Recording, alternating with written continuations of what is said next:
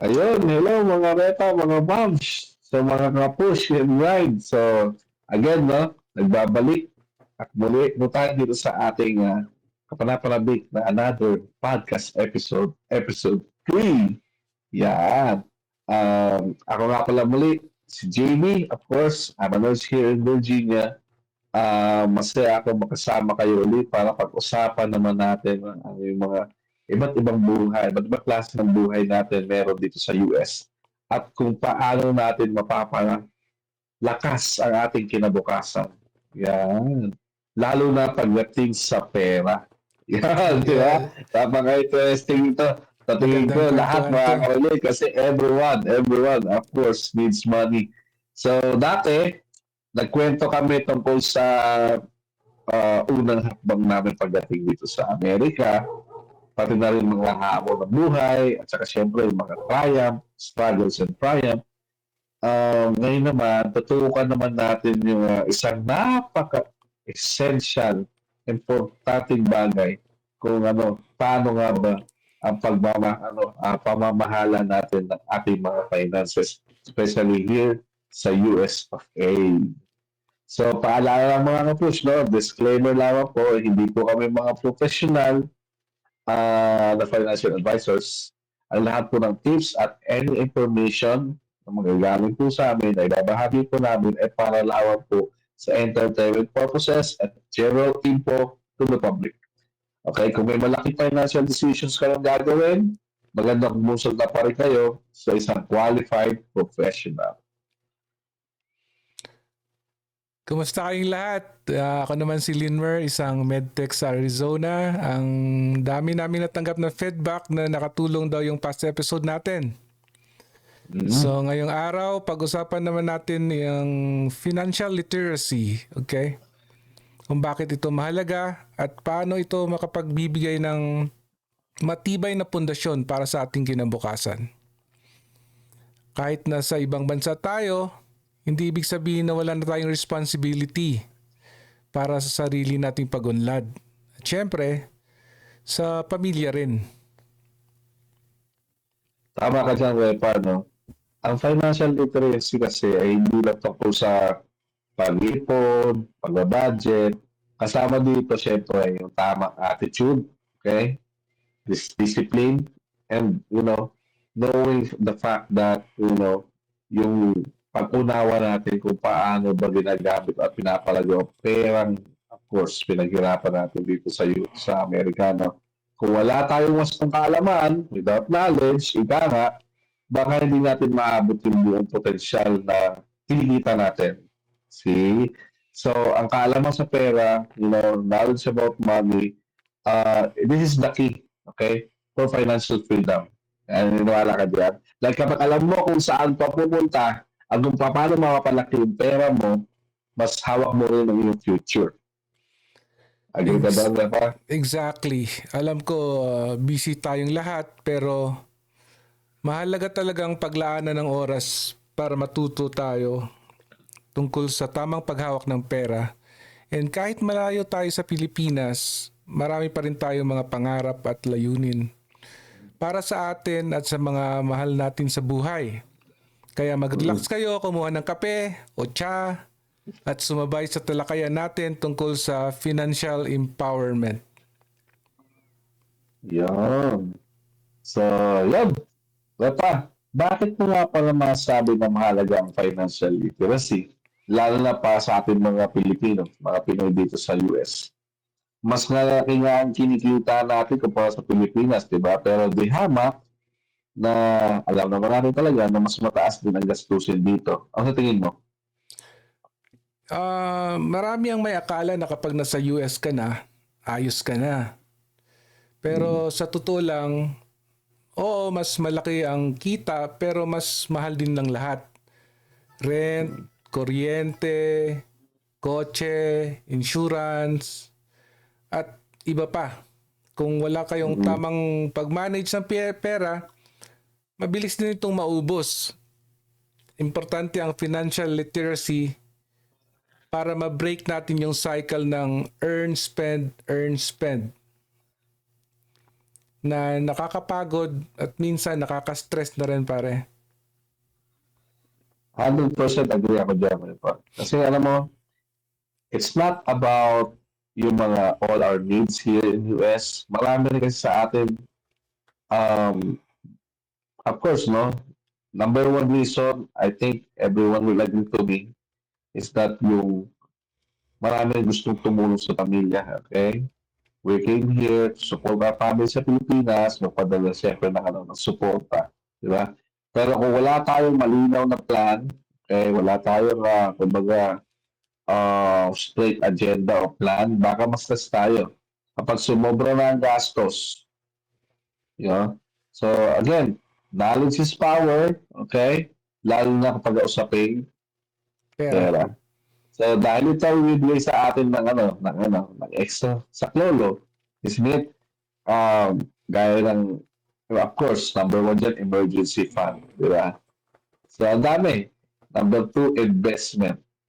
At syempre, yung yung ating preparedness para sa ating pag-strategize ng ating retirement portfolio in the future. Okay? Di ba? Tama ka dyan, Repa. Ang tamang kaalaman sa pera ay nagbibigay ng opportunity. Kapag alam mo paano mag-budget at mag-save, mapalago yung pera, hindi lang bills at utang ang iniintindi mo. Ikaw ang may control at may direksyon sa iyong financial journey. Hindi ka napipilitan na puro lang bayad ng bayad. Exactly. Tama kayo dyan. Ngayon, I have a question to our listeners. No? Ngayon, nasaan na kayo sa inyong financial journey? Yan ang tanong ko sa inyo, iiwan sa inyo. No? Nagsisimula pa lang ba kayo mag-budget o are you looking for something, no, to invest? Are you looking for any side hustle? See? So, hindi lang ito tungkol sa pagtitipid. It's not about saving money. Aside from that, it's about, long-term stability at syempre, peace of mind. So, doon papasok kasi ito may halaga na financial literacy sa ganitong mga aspeto.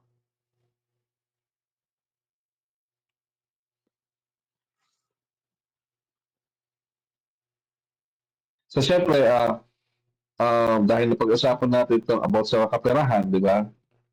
Ngayon, ang tatanong ko sa inyo is meron ba kayo natutunan? Okay? Financial lesson na nagbago na pananaw nyo that change your habits, your method, your ways. Okay? So, share nyo naman. Of course, no, we are, open conversation here and we want to learn from you. So, share nyo naman yung mga comments nyo para maka-inspire naman kayo sa amin at siyempre sa ating mga tagapakinig.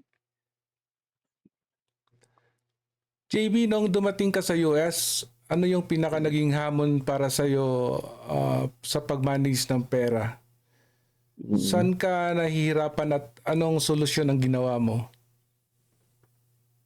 Alam mo, Repa, magandang tanong yan, no? Actually, I was very surprised. Na-shock ako sa of all the expenses. Yeah. Kasi the hamak, the price from the Philippines comparing here, okay? Lalo na para sa mga pang-araw-araw na pangangailangan, di ba? A great difference, big difference. So nakaka-shock talaga yun, no? At saka noong una, ginaya ko lang yung dating spending style. Yun, mabilis na ubos yung sweldo. Kaya nagsimula akong i-record na lahat ng gastos ko. Umpisa na akong, gumawa nga ako ng mga Google Sheets o kaya mga listahan para at least ma-monitor ko yung mga expenses ko. Gumamit ako ng budgeting app. Yeah. Actually, nabanggit yata ito sa previous episode. Gumamit ako ng budgeting app para makita ko saan napupunta ba yung pera. Kasi if I didn't do this, I will be lost. Hindi ko alam kung saan napupunta ang pera. So, rent, usually, dyan ang pupunta ang mga sweldo natin. Groceries, of course, syempre, being a nurse, lalo pag night shift, syempre, kape, online subscriptions, hindi mawawala yan. So, I think, doon ko nakita yung kapag pinagsama-sama mo yung mga maliit na expenses na yon, diba, kahit pag dollar yun, ang pinagsama mo, malaki pala. So doon ako natauhan. So small leaks, can lead you to sink, your big ship. Know what I mean? Yeah. Small leaks can sink a big ship. Okay yun ah. Yeah. Kaya ganyan din ako nung una, hindi ko na-track yung maliliit na gastos. Dahil dito, hindi ko napansin kung napupunta na pala sa simpleng bagay. Gaya ng mga snacks, $2 lang, $2 snacks. Yung mga canteen na $5 coffee or tsaka malaking parte ng sweldo ko napupunta na doon. Kaya sinubukan ko namang isulat yung mga ginagastos ko sa isang notebook. Tsaka naging eye-opener siya. Kaya nag-set ako ng savings goal kahit $50 a month. Basta consistent. Pagkalipas na ilang buwan, may pang-emergency fund na ako. Malaking bagay talaga yan, pa. Yes. Actually, yung consistency, this is the key. Yeah. Ika nga ay kahit maliit, kapag regular, di ba? If you are saving wisely, lumalaki rin yun. So every dollar, okay, saved is a step towards financial security. Yeah. Nakakakuha ka tiwala sa sarili kapag masyado kang kinakabahan kapag may biglaang gastusin. Kasi nga, dahil nga ng di ba, masinop yung kumbaga, ano ba yung kasabihan na yun, no? Dahil na It's better to save, no? Dahil nang maagap ang masinop.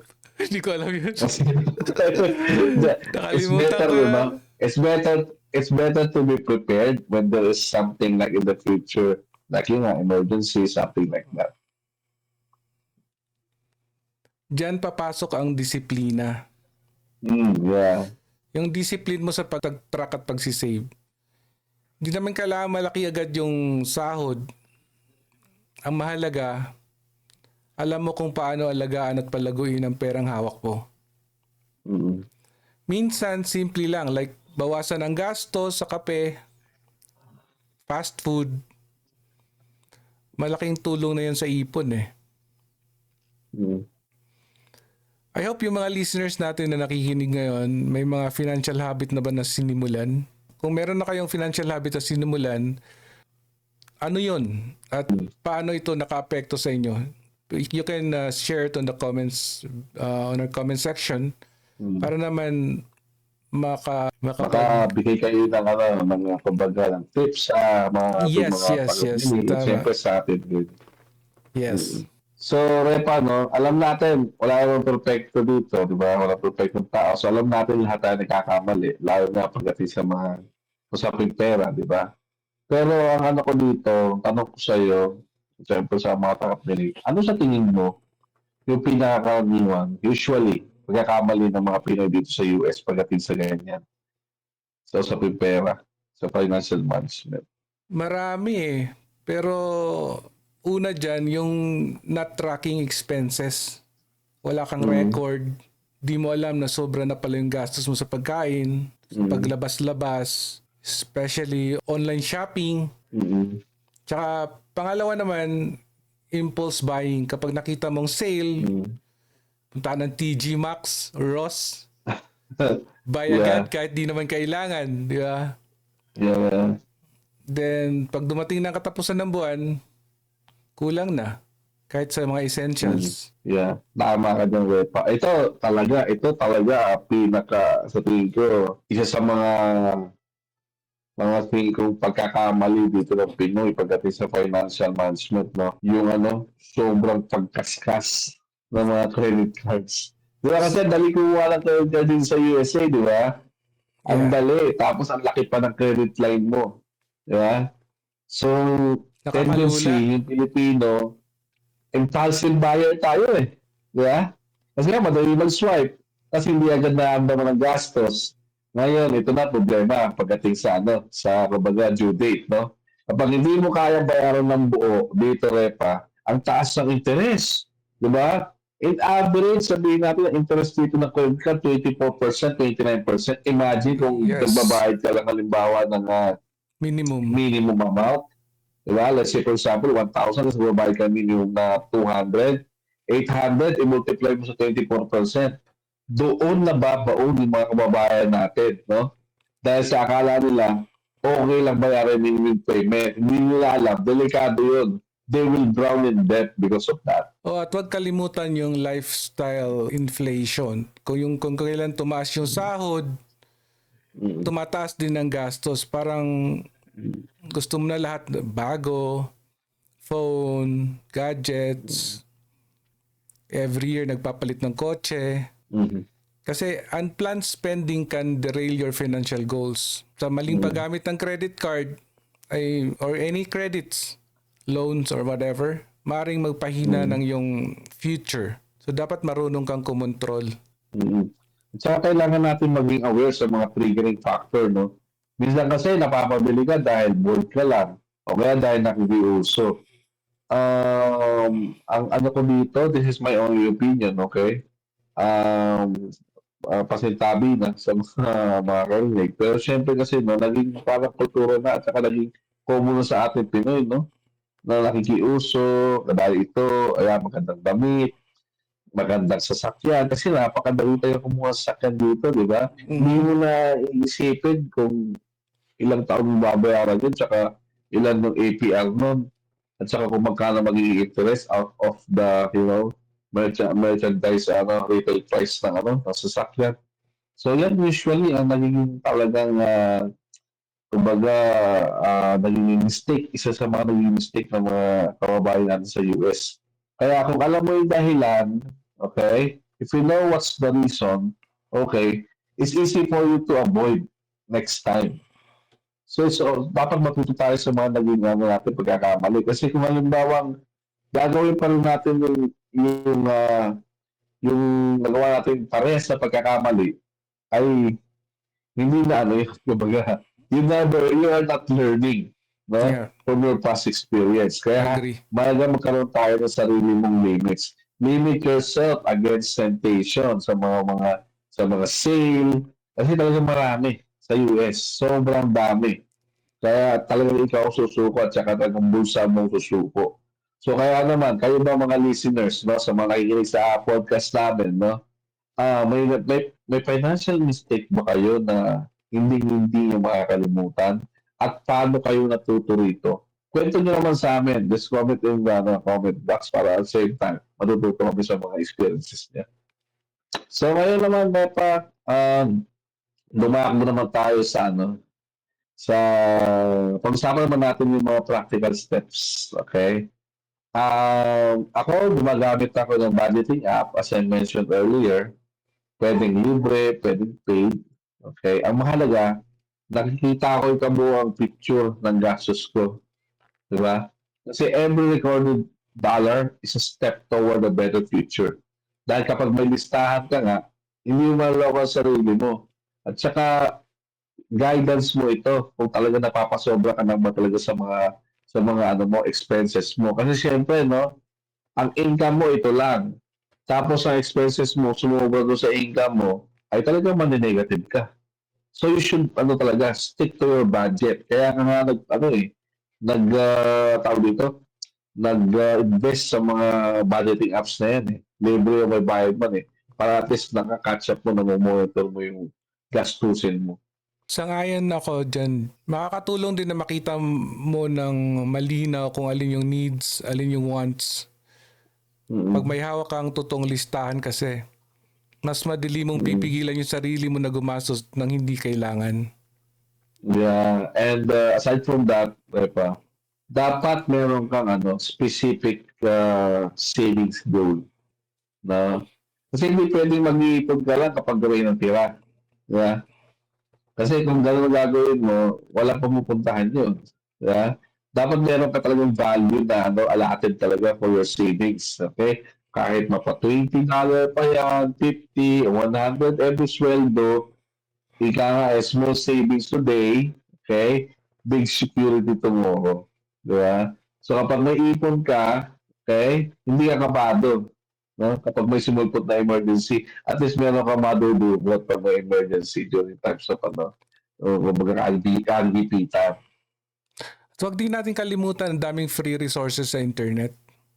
May mga blogs, may mga YouTube channels, may Mm. mga group din ng sa social media groups na nagtuturo ng personal finance. Yeah. Kasi sabi nga, knowledge shared is wealth multiplied. Ayos. Ganda.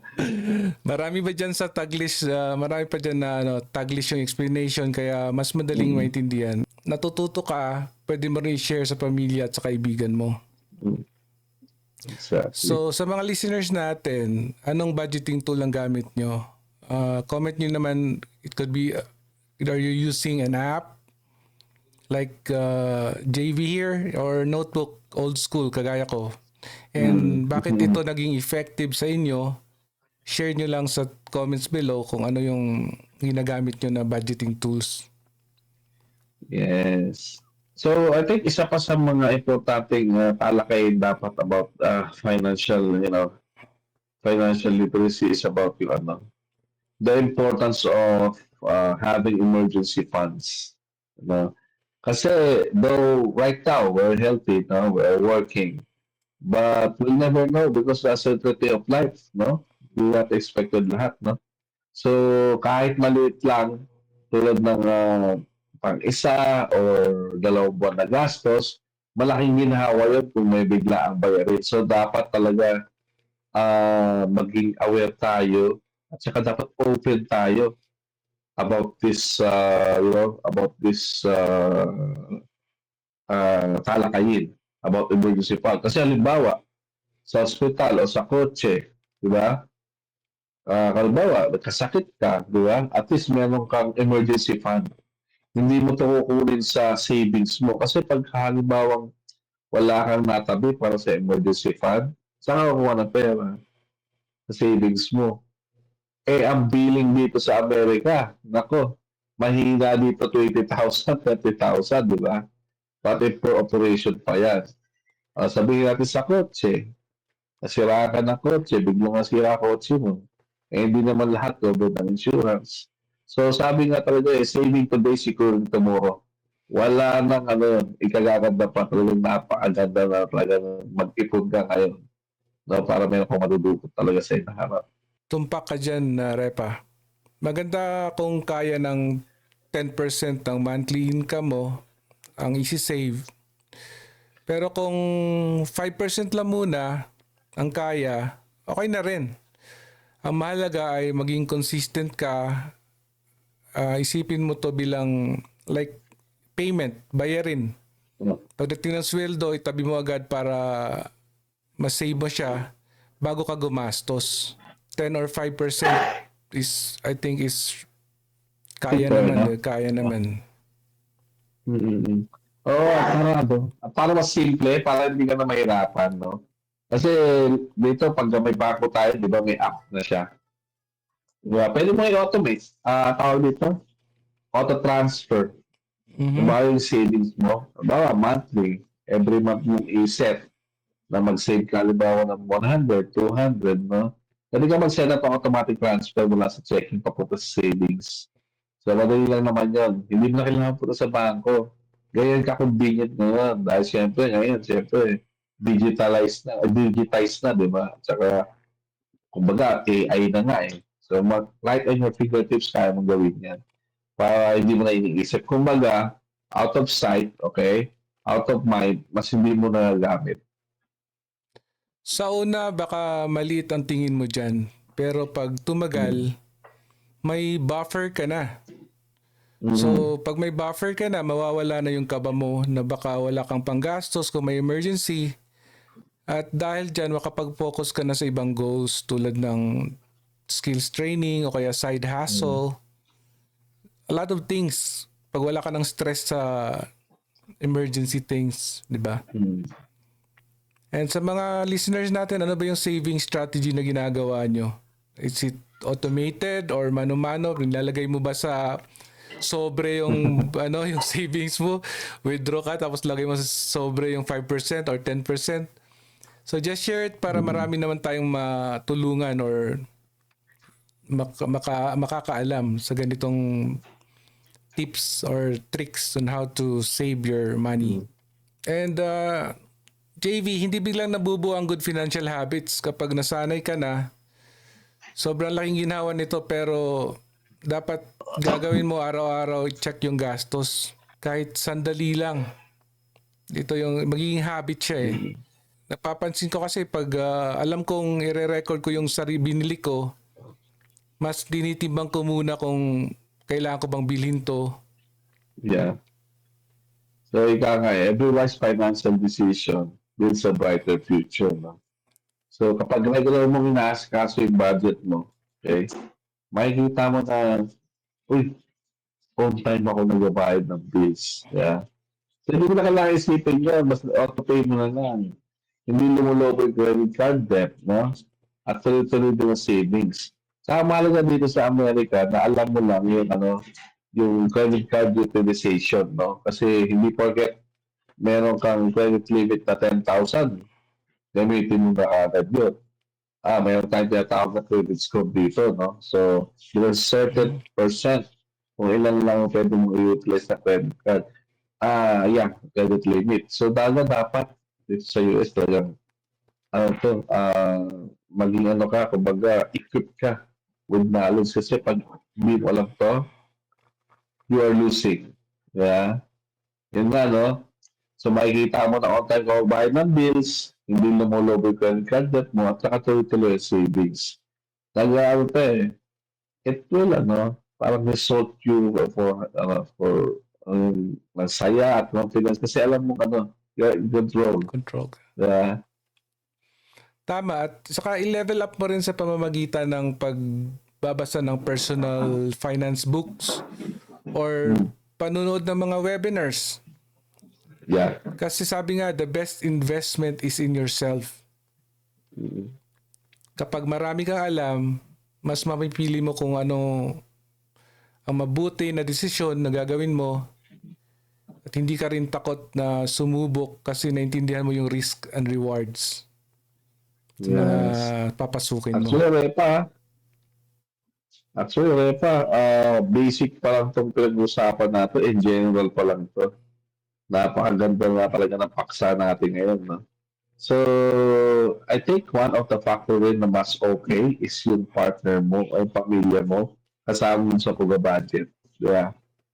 O kaya magkaroon ka ng isang accountability partner. Yung yung tipong pareho kayong nagsusulat ng gastos sa tulungan.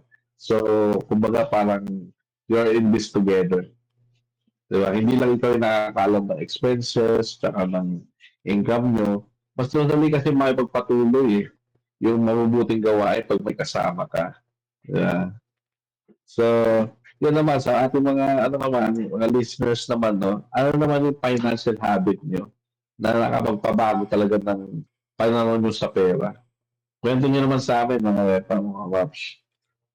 So, Repa, actually, napakaraming libreng resources. Libreng mga resources na pwede natin gamitin, no? Kagaya ito, podcast, diba? YouTube, diba? Kung gusto mo lang talaga maging, financially equipped, financially, knowledgeable, website, no? Mga forums, shared knowledge multiplies wealth. Yan. Kasi napaka-importante natin ito. Hindi lang tayo basta tatanggap ka ng sweldo, then that's it. No. You should be, kumbaga, financially literate. It's your responsibility para mag-king ka or mag-improve yung financial literacy mo, di ba? Minsan nga, makapakinggan mo pa sa isang podcast yung simple tip na hindi mo pa alam. So, by listening, by reading, by research, advantage to. Win-win situation to kasi you are doing you are doing your part para maging financially literate ka. At pag in-apply mo sa'yo, yung napapanood mo, di ba, ang laki ng effect nito. At huwag kang mahiyang magtanong sa mga community groups.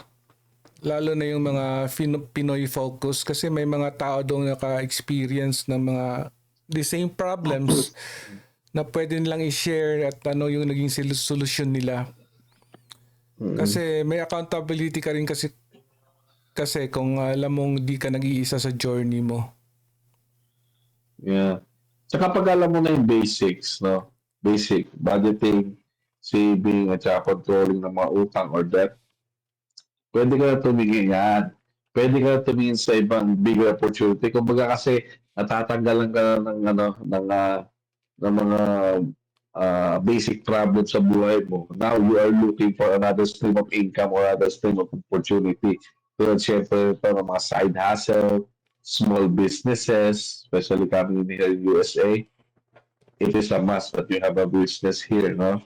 Or kaya investment tulad ng stocks at mutual, marami akong kaibigan yan. They are playing their money in the stock and funds. Every effort counts towards success, ika nga, no? So, pag matibay na ang foundation mo, diba? Handa ka na mag-risk ng mas matalino. Yes, tama. Hindi kailangan maging expert agad. Unti-unti lang at tuloy-tuloy ang pag-aaral. Marami tayong kababayan na nagsimula sa maliit na ipon. Tapos, pinalago ito hanggang sa makapagpatayo na ng business, nakapag-invest para talagang umunlad. And sa mga listeners natin, may online community ba kayo or online research na pinagkukuhanan ng kaalaman? You can share it to us here in the comments so para marami naman yung makinabang. So, kapag secure na tayo sa daily finances natin, pwede na tayong mangarap ng mas malaki. Siguro bumili ng bahay, magtayo ng business, or may pang-investments na. Kasi sabi nga nila, every small step today leads to a bigger dreams tomorrow. Wow. Diba? So kapag alam mong may ipon ka at stable ka na, mas malawak ang magiging plano, pwedeng maging plano mo sa buhay. Saka, para sa akin, importante talaga na mahalaga mo na magkaroon ng matatag na base, no? Kasi kapag sanay ka na mag-budget, mag-ipon, mas confident ka na mag-explore ng iba't ibang paraan kumita. Kasi sa US tayo, sabi nga nila, this is the land of milk and honey. There's a lot of opportunities out there. It's for you to find it out. Diba? Hindi ito madali, diba? Not possible, doable. Pero mas kaya mo nang harapin ng malaking hamon kapag alam mo nang kontrolado mo na ang pera mo. At huwag kalimutan ng patience at consistency. Kasi nga, wise decisions now create long-term success. Hindi instant ang resulta, pero kapag araw-araw tayong gumagawa ng tamang hakbang, dadating din ang panahon na makikita natin ang malaking pagbabago. Alright. Mga ka-push and grind, napakarami natin na pag-usapan tungkol sa long-term financial goals at kung paano tayo mapayatili nakapokus sa mga to. So sana nakakuha kayo ng inspirasyon at saka mas naging prepared tayo. Mas naging handa kayong i-apply yung mga aral na to sa, of course, realidad sa tunay na buhay. So sige, mga ka-push and grind, punta na tayo sa huling bahagi ng ating programa. Alright mga ka-push and grind, no? Tapos na naman ng isang makabuluhang episode natin for tonight kung saan umikot ang usapan natin about financial literacy again, no? Basic ang usapan natin in general concept. At kung paano ito makatulong sa ating pangarap, no? So sana marami kayong natutunan, marami rin kayong realization na buo sa inyo. Tandaan nyo, hindi imposibleng makamit ang financial freedom. Basta may kombinasyon ng tamang kaalaman, disiplina, at pagiging bukas sa opportunity. We're all in this journey together. Kaya huwag na mag-atubiling magtanong, mag-share, kumonekta sa ating growing community. Shoutout nga pala dun sa mga nanood ng first and second episode natin. And I hope you guys will continue to support us in this community. Kamuray, gusto ko rin shoutout sa Kabayan Montreal at saka yung isang shoutout sa atin na gusto makulab. They are from Nevada, papunta here sa Virginia. So hope to see you soon, Ma'am and Sir, no? At saka syempre, kung gusto nyo pa ng maraming mga tips at updates, i-follow nyo kami sa aming social media, no? Yung YouTube ko, Team Lebel yan, sa aming mga different platforms. sa IG ko, Joven Lubural, o JB Lairubol. At para hindi kayo mahuli sa mga next episode, no? At kung may gusto po kayo mga topic na gusto nyo i-cover namin o pag-usapan, i-drop nyo lang po sa aming comment box or DM nyo sa aming mga message. At talagang pag-uusapan po namin yan para na rin sa for the benefit of everyone here, lalo na sa mga nasa US. So maraming salamat sa patuloy na suporta and huwag kalimutan na ang bawat hakbang, gaano man ito kaliit, ay pwedeng magdala sa malaking pagbabago at hinaharap. Every step forward is a step closer to your dreams. Hanggang sa susunod na episode, goodbye. Parang Milo. Great things start from a small beginning. Thank you everyone. Good night everyone. Alright. At syempre nga pala, no, bago ko pala makalimutan, no, we are so excited. I present sa inyo namin ni Pinoy MT Linmer yung aming merchandise na Push and Grind t-shirt and hoodies. Yan. We got t-shirts. We're gonna put our link sa aming comment box and some of our samples sa aming screen. Okay? I hope magustuhan niyo yung aming merchandise. And yeah. Ingat kayo everyone. God bless.